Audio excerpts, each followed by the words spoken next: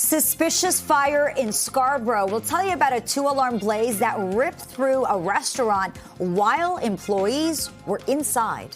Canada Post workers have not fully walked off the job, but the Crown Corporation is warning of service delays after the union implemented an overtime ban. We're going to have more on the strike action. And the Maple Leafs are moving on. We hear from the CEO of MLSC one day after the team parted ways with President Brendan Shanahan. More on that end-of-season news conference coming up. This is Live at 5.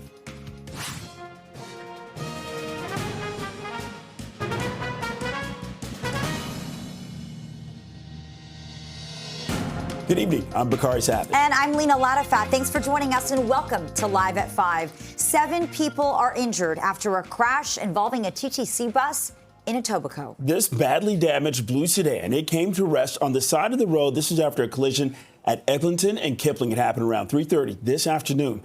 The force of the crash caving in the side of the bus near its front door. Paramedics say one person has serious injuries. The 6 others were not badly injured. And turning to another top story tonight, a fire that ripped through a restaurant in Scarborough this morning is being investigated as possible arson. And we now know 4 employees were inside the restaurant when it happened. Let's go live to the scene. This is near Kennedy and Lawrence. CP24 Sija Liu has the latest. Sija. Lima, Bakari, definitely a scary night for those employees who were inside Shaz Indian Cuisine when they witnessed 3 people enter the restaurant and set fire to it. This happened around 2:45 last night in the late morning hours. Employees at this restaurant at Lawrence and Kennedy, they were closing up for the night. They were cleaning in the back, eating. One man was even asleep.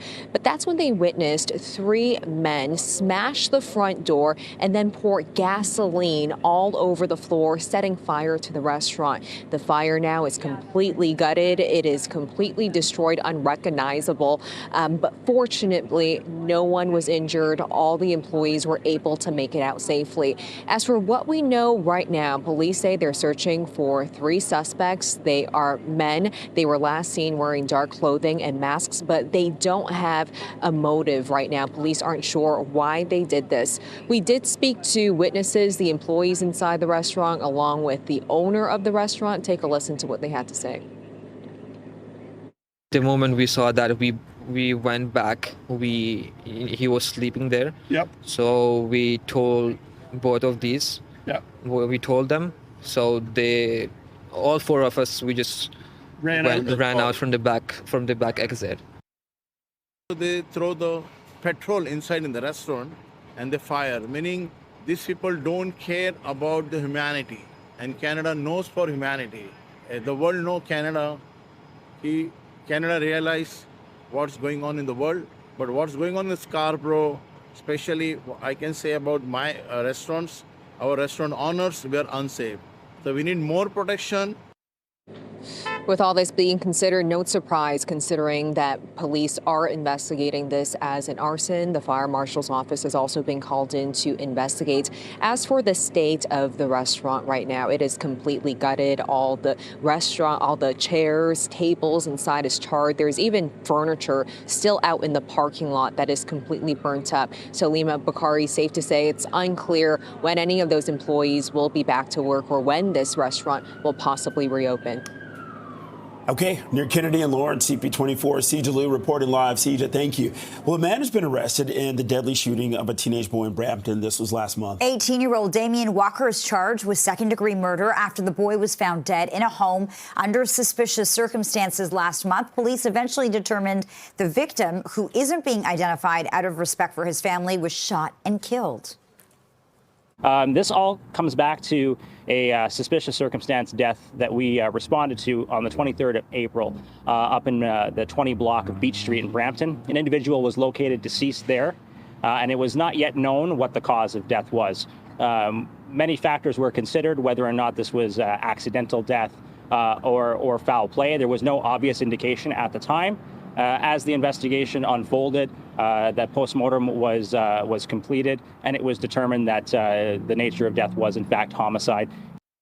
Investigators believe this was an isolated incident. They're still trying to determine the relationship between the victim and the accused.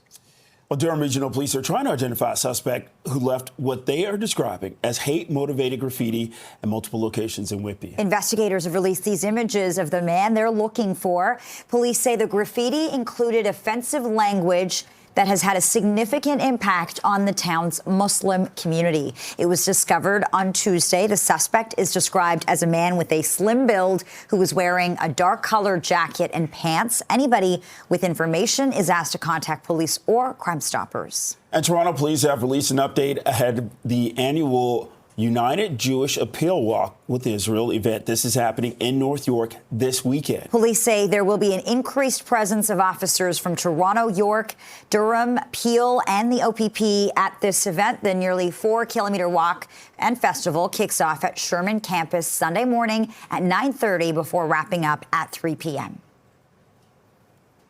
We are aware of plans by some individuals to interfere with the event. I want to speak directly to those concerned about public safety and clarify the role of police. Our top priority is the safety and security of everyone.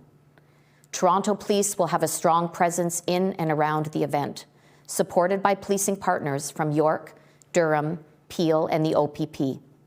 You'll see officers on foot and on bicycles patrolling surrounding neighborhoods. This is to ensure community safety beyond the main event site. Well, according to UJA, around 50,000 people attended last year's walk. A speed enforcement camera on Parkside Drive has been vandalized for the 5th time in 6 months. The advocacy group Safe Parkside sharing this photo with CP24 of the toppled camera.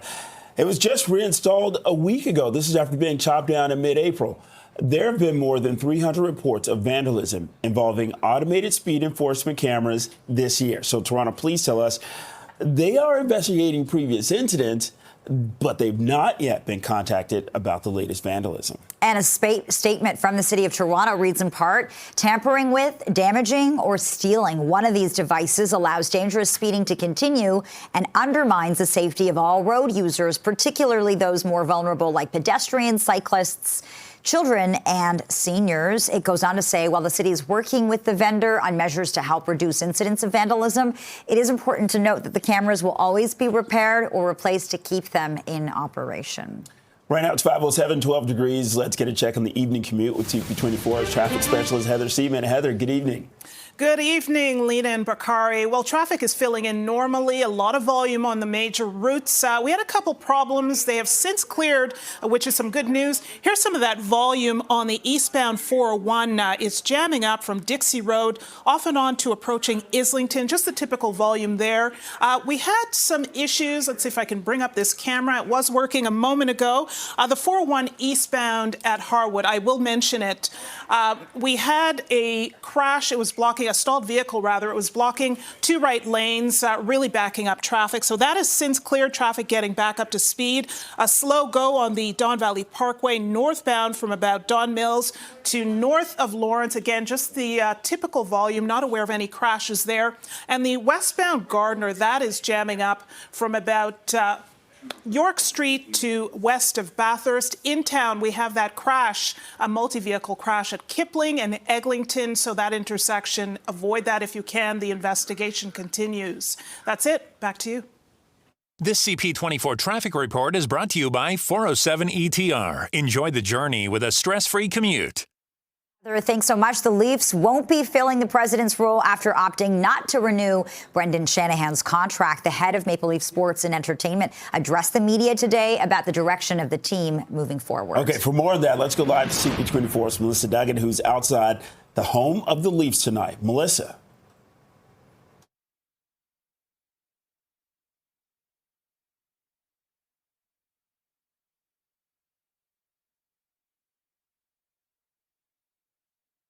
In our favor, 6-1 for the Panthers. Leafs out of it all. Now we're hearing from MLSE CEO Keith Pelly talking about how things went. Not great, saying he understands fans' disappointment and that he knows for them winning is everything. That good, he says, simply isn't good enough for fans. And now he's talking on the big departure. Brendan Shanahan cutting ties with the Maple Leafs after serving for 11 years as the team's president. Kind of the big headline that we're learning today, Pelly saying that he's not looking to replace Shanahan. So what happens now? Have a listen. I think the city has told us that. The media has told us that. We haven't won since 1967. I think that when you look at the last 11 years, no other team has made the playoffs 9 years in 11 years. That's a testament to the development and the foundation that Brendan built. Our next step is to take it to the next level, and we felt that this move would help us get to the next level.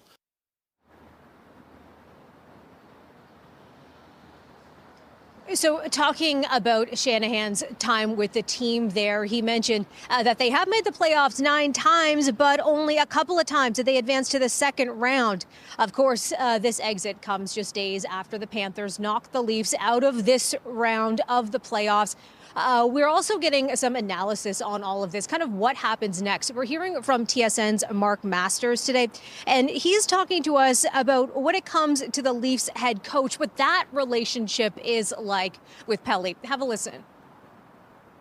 I was struck at how sparkling the review has been for Craig Berube. Obviously, he's a very accomplished coach, Stanley Cup champion, long playing career, but Berube met with him for dinner recently, and he talked about how Berube changed the culture here this year, and it sounds like Berube is going to be a really key voice moving forward here, perhaps more so than in a lot of other organizations. And of course, Treliving. Pelly pointing out that Brad Treliving is just a couple years into this job as general manager, and he likes what he's done with the defense, with the goaltending. So those two people, Treliving and Berube, their voices get even louder now moving forward here with the departure of Shanahan.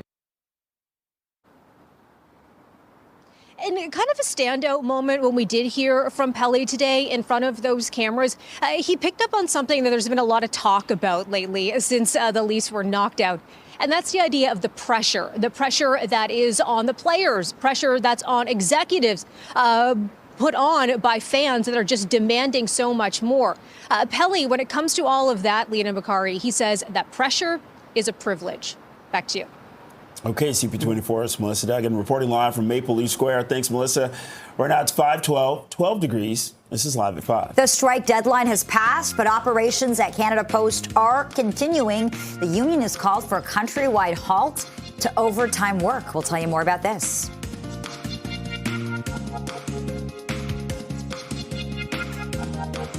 Well, welcome back. Canada Post workers have not walked off the job despite a midnight deadline passing in negotiations with the Crown Corporation. For more, let's bring in CP24's Arda Takarian, who's following the story for the latest on where things stand. Arda's joining us from the newsroom. Arda. Lena and Bakari, the Canadian Union of Postal Workers, has told its 55,000 members to refuse any overtime work, calling it a legal strike action. Now, Canada Post has said that even though everything will be operating as normal, to expect some delays. Here's more from John Hamilton, spokesperson for Canada Post. Also, Mark Lubinsky, the president of Toronto Local Canadian Union of Postal Workers.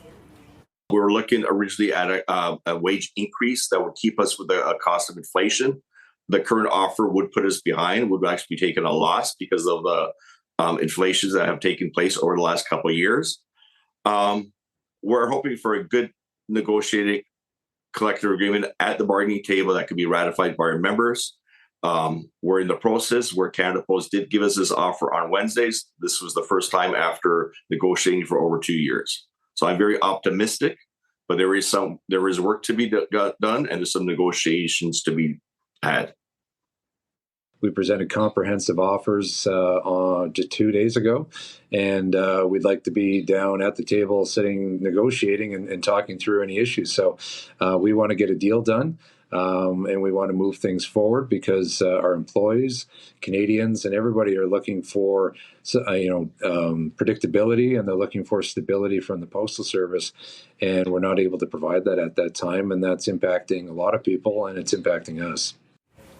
Canada Post wants a deal as soon as possible. That's why they rejected the offer by CUPW to delay strike action by 2 weeks, although they haven't put a deadline for their current offer. The offer does include a wage increase of more than 13% in 4 years. But as you heard the president of Toronto local CUPW saying, it doesn't really match the rate of inflation. Now, the offer still includes the ability for Canada Post to hire part-time workers to work on weekends to be competitive with the parcel delivery industry. However, the union says that they want their full-time workers to take on that work as overtime work. And since 2018, though, we know Canada Post is in a dire condition. They've lost $4 billion since that time, and there was a report saying that they're in an existential crisis. Back to you. All right, Arda Zakarian reporting live on the ongoing dispute. Thanks so much for this, Arda. It is 5:17, 12 degrees. You're watching Live at 5. And coming up, a dozen people have been injured in a knife attack at a train station in Hamburg, Germany.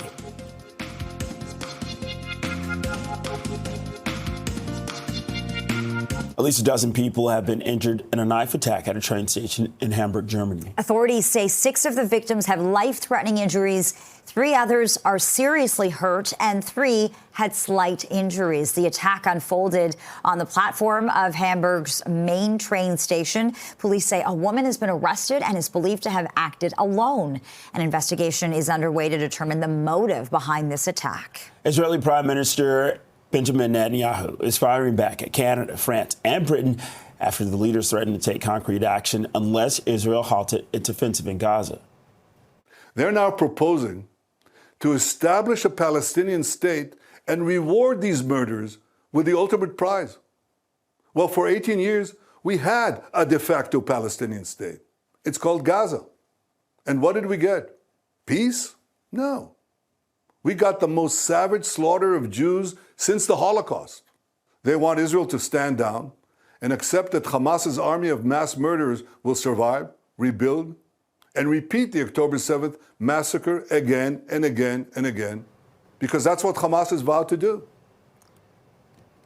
Mark Carney, Emmanuel Macron, and Keir Starmer released a joint statement on Monday. It called for an immediate halt to the latest Israeli offensive in Gaza and an end to restrictions on humanitarian aid, citing intolerable levels of suffering.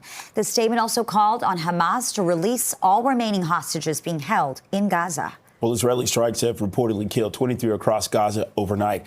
Israel is facing growing international pressure to allow desperately needed aid into Gaza. Aid groups say trucks full of supplies have yet to reach those most in need. Well, the man accused of fatally shooting 2 staff members of the Israeli embassy in Washington did not enter a plea at his first court appearance. 31-year-old Elias Rodriguez faces charges including murder of foreign officials in the shootings of Yaron Lashinsky and Sarah Milgram. This as they left an event at a Jewish museum. Court documents state Rodriguez told police after his arrest, quote, "I did it for Palestine. I did it for Gaza." Authorities say that surveillance footage of the shooting shows the victims, a couple days away from becoming engaged, being shot several times after they fell to the ground. A U.S. federal court has sided with Harvard University in its battle with the Trump administration over international students. A judge has blocked the Trump administration from revoking Harvard's ability to enroll foreign students. Harvard had called the move a blatant violation of the U.S. Constitution, saying that it would have an immediate and devastating effect on the university and more than 7,000 visa holders. The judge granted a request for a temporary order blocking the ban. Hundreds of Canadians are currently enrolled at the Boston Ivy League school. 5:22, 12 degrees. You're watching Live at 5. Billy Joel, the piano man, is canceling all his shows due to a medical diagnosis. We're going to have more on that next. Welcome back. Well, this is a huge blow to fans all over. A rare brain disorder diagnosis is prompting singer Billy Joel to call off all upcoming concerts for now, including a stop right here in Toronto. Let's bring in CP24's Lindsay Biscaya with more on this story. Lindsay. Yeah, and as you both mentioned, I mean, a huge blow for so many Billy Joel fans who were hoping to see the Piano Man live in concert. All 17 of those concerts across Canada, the U.S., and England have been canceled after originally many of them were postponed because of health issues that Billy Joel was suffering. And as you mentioned as well, that includes a stop in Toronto that was supposed to happen in March of next year. So a lot of Toronto fans feeling quite sad today, I'm sure, about this news. Now, Billy Joel himself issued a statement today. This is because of a recently diagnosed brain disorder that basically causes too much fluid in the brain, and it mimics a lot of the same symptoms as Parkinson's disease or Alzheimer's. And apparently, according to Billy Joel in this statement, recent performances have actually exacerbated the symptoms of this brain disorder, causing vision, hearing, and balance issues. And so now doctors have been instructing Billy Joel to refrain from performing so he can actually recover. And we did hear from music publicist Eric Alper today, who was talking a little bit more about this statement that Billy Joel issued today. Here's what he had to say. This is a guy that had a really great life and has a really great life and decided to, do the last 20 years worth of music his own way. He didn't want to tour. He didn't want to make new music. He just wanted to go and play a show every once in a while and come home to his family and his home base. Going out on tour at the age of 76, you're going to have problems. You're not immune to what we're all facing when we're at the age of 76. And, good on Billy Joel for making the right decision, and unfortunately disappointing those fans, but he said it. He's got to care about his health first so he can stay here for a very long time. So important to note for fans who bought tickets to these shows, Lena and Bakari, the statement did say that they will be automatically refunded for those tickets. And Billy Joel, of course, in his statement also apologizing to fans and promising to get better soon so he can get back on the road. Back to you. Okay, CP24's Lindsay Biscaya joining us live from the newsroom. Lindsay, thank you. Right now it's 5:27, 12 degrees. This is Live at 5. Police say an overnight fire at a restaurant in Scarborough is being investigated as arson. We're showing you a live look from outside that restaurant at Kennedy and Lawrence. We're going to have more on the investigation. Check out that damage.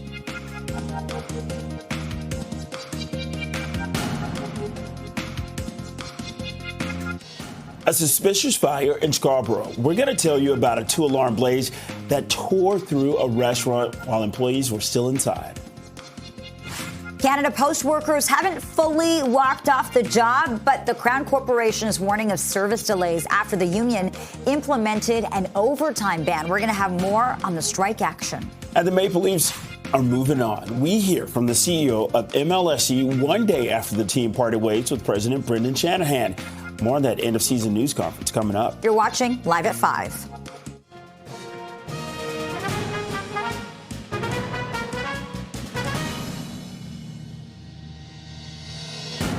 Good evening, and thanks so much for joining us. I'm Lena Latifat. And I'm Bakari Savage. The Leafs will not be filling the president's role after opting to not renew Brendan Shanahan's contract. The head of Maple Leaf Sports and Entertainment addressed the media today about the direction of the team moving forward. For more on this, we go live to CP24's Melissa Duggan, who's outside of the home of the Leafs tonight. And the message was, good is not good enough. Yeah, that's what he's saying. The fans want wins. They're not getting it. They want the team to do better. It was on Sunday night when the Maple Leafs were booed off the ice here at home when they lost that very disappointing Game 7 matchup against the Florida Panthers 6-1. It was brutal. Now fans want answers. They want to know what happens next. How are we going to repair things here? How can we get some more wins in the future? Well, the first shakeup coming yesterday with Brendan Shanahan's his exit after 11 seasons as the Maple Leafs president. MLSE CEO Keith Pelly speaking with the media this afternoon, revealing that he's not looking to replace Shanahan. Shanahan, he says, is a legend. He has his respect, wishes him the best. Okay, so what's the plan now? Here's what Pelly's saying. I have my utmost confidence in Brad and my utmost confidence in Craig. I'm not looking to replace Brendan.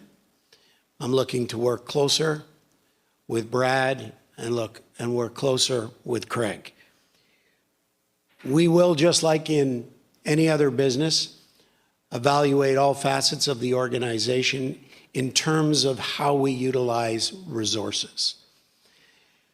We have all the resources here to be a championship team. But it's using the resources in the right way, and how we structure those utilization of resources could make the difference.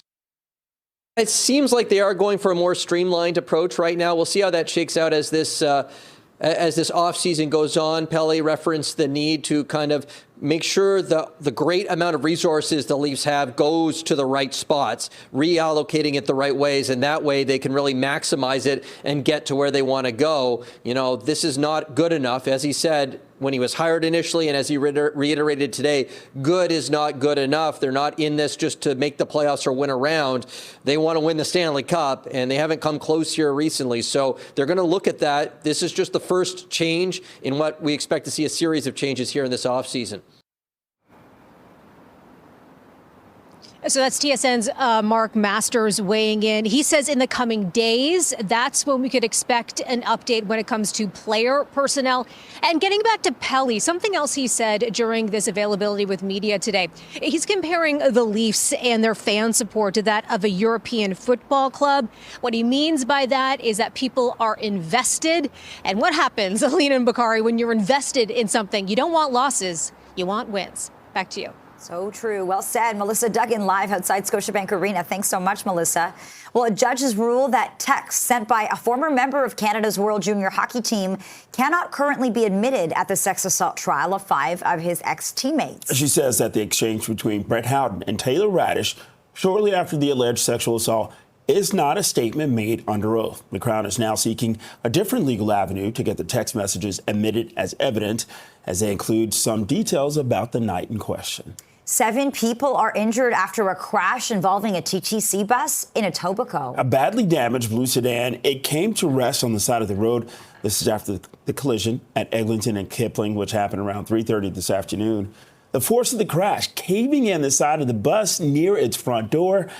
Paramedics say 1 person has serious injuries. 6 others were not badly hurt. Well, a fire that ripped through a restaurant in Scarborough this morning is being investigated as possible arson. And we now know 4 employees were inside the restaurant when that fire broke out. Let's go live to the scene. This is near Kennedy and Lawrence. CP24, Seja Leo's there. So, Seja, employees were in the restaurant while it was on fire. That's right, Bakari and Lena. Multiple employees were inside yesterday when a group of men, they say, bust into the restaurant and poured gasoline on the floor. So this was before 3 a.m. The employees here at what used to be Shaz Indian Cuisine at the corner of Kennedy and Lawrence say they had closed shop for the day. They were cleaning up, eating, getting ready for the next day when they noticed a group of men break into the front door and pour gasoline all over the floor. And the fire quickly ignited, tearing through the restaurant, leaving what is unrecognizable now. Fortunately, everyone was able to get out safely. No one was injured, but there are a lot of questions this evening as to why this was set on fire. Police right now are treating this as an arson investigation. They say 3 suspects fled the area shortly after. The only description they can provide right now is that they are 3 men. They were wearing dark clothing and masks. No other leads at this time. We did speak to some of the employees who were inside the restaurant, as well as the owner of the restaurant. Here's what they had to say. They throw the petrol inside in the restaurant and they fire, meaning these people don't care about the humanity. And Canada knows for humanity. The world knows Canada. Canada realized what's going on in the world, but what's going on in Scarborough, especially I can say about my restaurants, our restaurant owners were unsafe. So we need more protection. So one of my female colleagues, she went at the front and to grab a spoon. As soon as she went there, she started screaming and called me. When I went there, what I saw was gasoline all over the floor, up to the center of the restaurant. So gasoline was all over the floor, and what I saw, these people were recording. I think 2 or 3 of them. Yeah. One of them were recording. One of them were they grabbed a tire and put it on fire. And as soon as they saw us, they threw it on the floor. The fire quickly tore through the building. Fire crews did their best to contain it, but there has been some damage to nearby businesses. Some of them were shut down for the day. But as you can see right now, it is still a very active scene. You can't even recognize what this restaurant used to be. The walls are torn down, the windows and inside completely charred. There's even furniture in the parking lot here that had to be pulled out of the building. And it's been over 12 hours now since this fire was put out, and there is still a faint smell of smoke in the air. But tonight, police are still searching for 3 suspects. They say this was set deliberately. It's an arson investigation. But Lena Bakari, it's unclear when this restaurant will ever return to normal. Back to you. All right, CP24, Sija Lou. Sija, thank you. A man has been arrested in the deadly shooting of a teenage boy in Brampton last month. 18-year-old Damien Walker is charged with second-degree murder after the boy was found dead in a home near Beach and Church Streets on April 23rd. Police eventually determined he had been shot and killed. The nature of their relationship at this point is still under investigation. What I can say pretty confidently, based on what we know and what I've been briefed on, is that this does appear to be isolated between the 2 individuals, that is Damien Walker and the deceased party. We don't believe this to be a random incident by any means. And we say that more so importantly to notify the public, the people that live in that building there, that there was no greater risk to them ongoing from that night. And police say they're not identifying the victim out of respect for the family. Well, police are trying to identify a suspect after several homes were broken into in Markham while residents were sleeping. Police have released photos of the suspect in connection with 3 break-and-enters. Investigators say on April 25th, April 26th, and May 18th, the suspect forced his way into homes, rummaged through the house while people were sleeping inside. So the incidents were spread out across Markham. One occurred near Kennedy and Major McKenzie, another near Woodbine and Major Mac, and the third near Markham Road and 16th Avenue. A speed enforcement camera on Parkside Drive has been vandalized for the 5th time in 6 months. The advocacy group Safe Parkside sharing this photo with CP24 of the toppled camera. It was just reinstalled a week ago. This is after being chopped down in mid-April.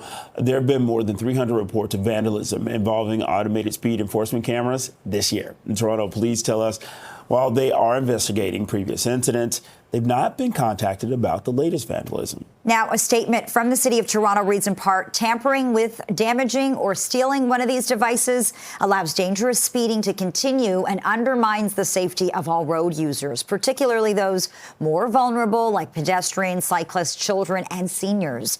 It goes on to say, while the city is working with the vendor on measures to help reduce incidents of vandalism, it is important to note that the cameras will always be repaired or replaced to keep them in operation. And speaking of the roads, it is 5:39, 12 degrees. Let's get a check on the roads with CP24 traffic specialist Heather Sheeman. Hey, Heather. Hey, guys. Well, it's a busy drive on all the major routes right now as people head home from work and school. Let's go straight to the cameras. We did have a crash here in Ajax, 401 eastbound. All lanes have since reopened. The crash has been cleared, but we're still seeing a lot of volume through that stretch. Out of camera view right now, wanted to mention 401 westbound at Thixon and Whitby. The left lane and left shoulder blocked with a crash. And the 401, you can see a lot of volume there, but much improved eastbound from the 427 to Islington. Still a busy drive. 404 southbound, that is jammed from about Finch to south of York Mills. Again, it's just volume. We had an earlier issue there. That has since been cleared. Don Valley Parkway, that is building from about Don Mills to north of Lawrence. You can see the volume here near Lawrence. And the Gardner, that is jamming up from York Street to west of Bathurst. In town, we have a multi-vehicle crash investigation at Kipling and Eglinton. So expect delays in that area, multiple people injured. So that crash investigation continues. That's it. Back to you. All right, Heather, thanks so much. It's 5:41, 12 degrees. You're watching Live at 5. Well, the strike deadline has passed, but operations at Canada Post, they're still continuing. The union has called for a countrywide halt to overtime work.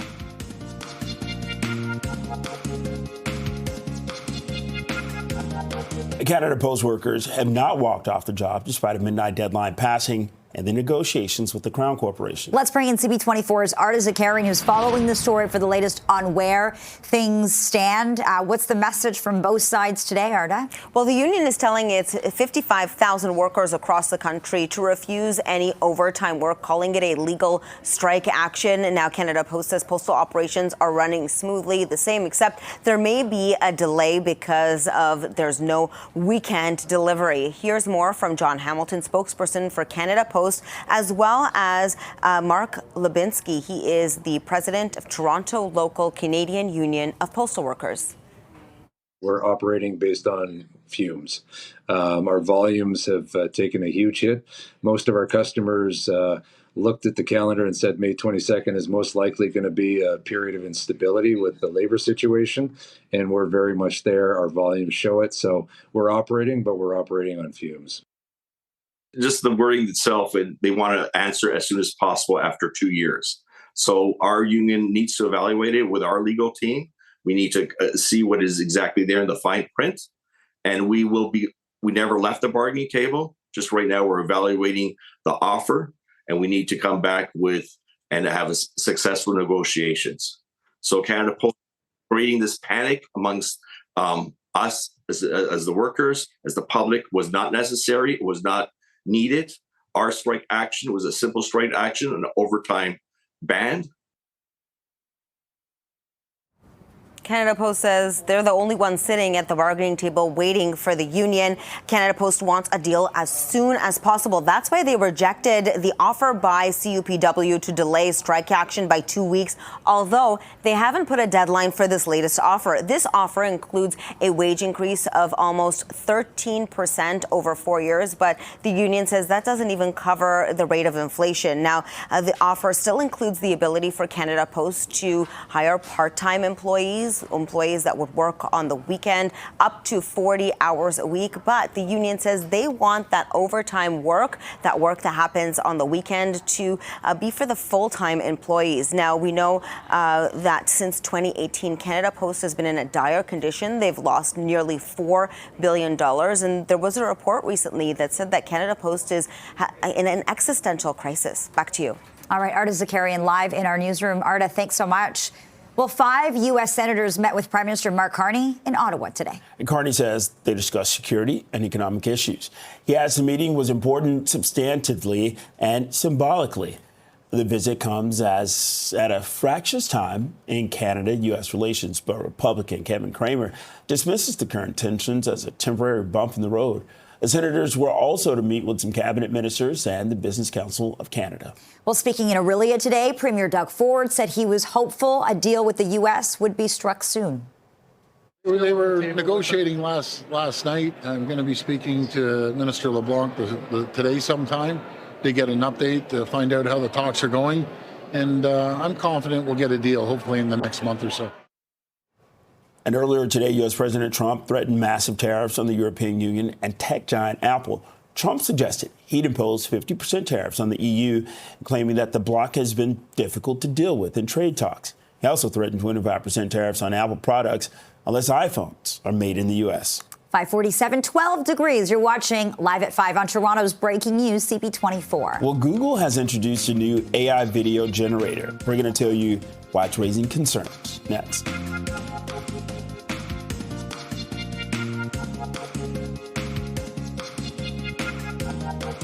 A rare brain disorder diagnosis is prompting singer Billy Joel to call off all upcoming concerts for now, including one here in Toronto. Let's bring in CP24's Lindsay Biscaya with more on this. Lindsay. Yeah, not good news for a lot of fans. Lena and Bakari, who were hoping to see the Piano Man.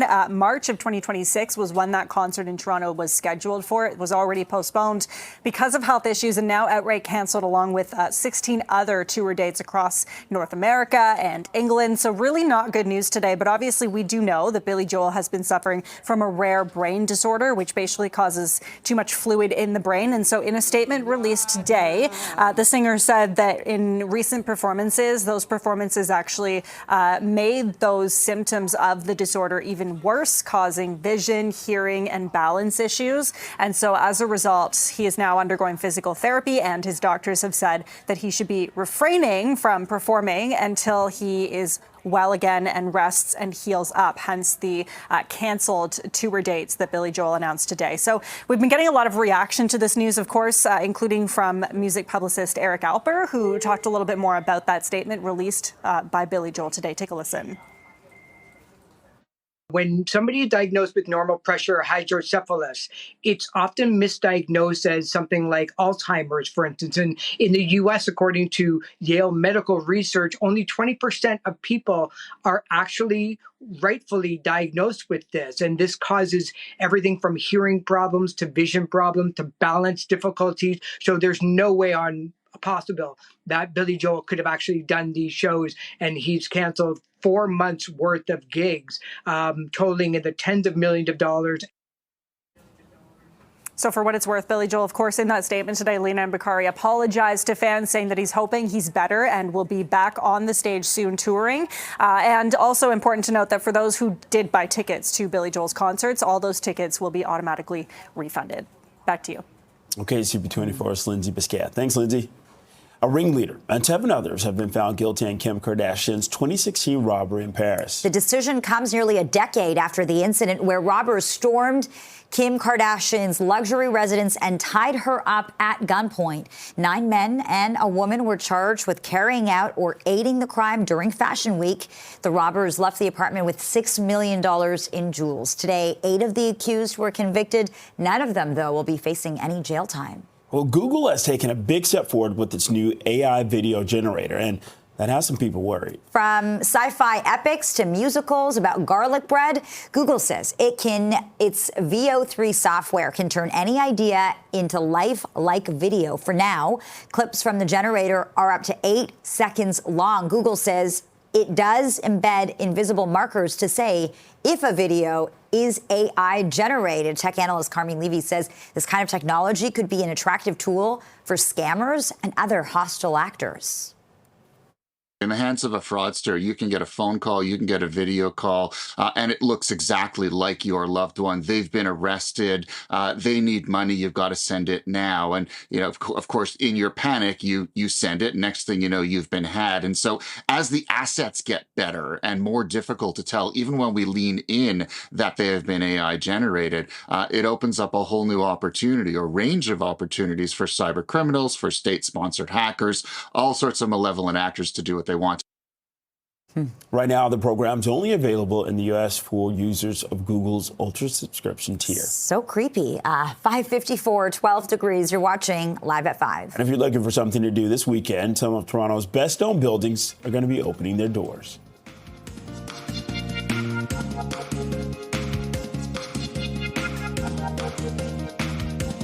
Getting around the city could be more difficult this weekend if you need to use Line 1. There will be no subway service between Shepherd Young and College stations Saturday and Sunday. Crews are going to be doing track work. Shuttle buses will be running. The TTC says regular subway service will resume Monday morning at 6 o'clock.